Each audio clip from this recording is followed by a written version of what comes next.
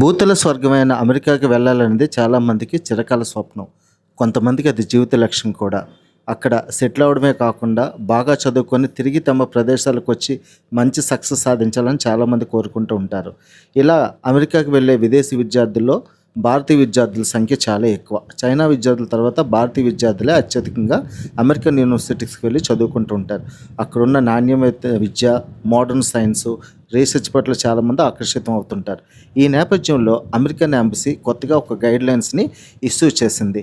Student వీసాల కోసం apply చేసేవాళ్ళు FJM వీసాలు అప్లై చేసేటప్పుడు వాళ్ళు ఈ ముఖ్యమైన నిబంధన పాటించాల్సి వస్తుందని చెప్తుంది. ఇప్పటివరకు సోషల్ మీడియాలపై వాళ్ళ నజరా ఉంది.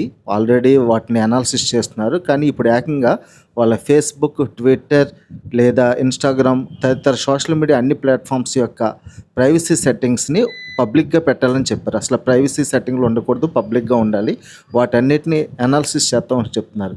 ఎందుకంటే ఇది ఒక విధంగా అమెరికాకున్న థ్రెట్స్ని ముందే జాగ్రత్త పడడానికి, అమెరికా పట్ల వెళ్ళే వాళ్ళ యొక్క ఆలోచన విధానం ఎలా ఉందని తెలుసుకోవడానికి. సో అమెరికాకు వెళ్ళాలనుకున్న ఇండియన్ విద్యార్థులు చాలా జాగ్రత్తగా ఉండాలి. తమ 5 సంవత్సరాల సోషల్ మీడియా అకౌంట్స్ని జాగ్రత్తగా ఉంచుకోవాల్సిన అవసరం ఉంది. ఎటువంటి యాంటీ యూఎస్ఏ అది ఉండకుండా ఉంటే మీకు వీసా త్వరగా వచ్చే అవకాశం ఉంది.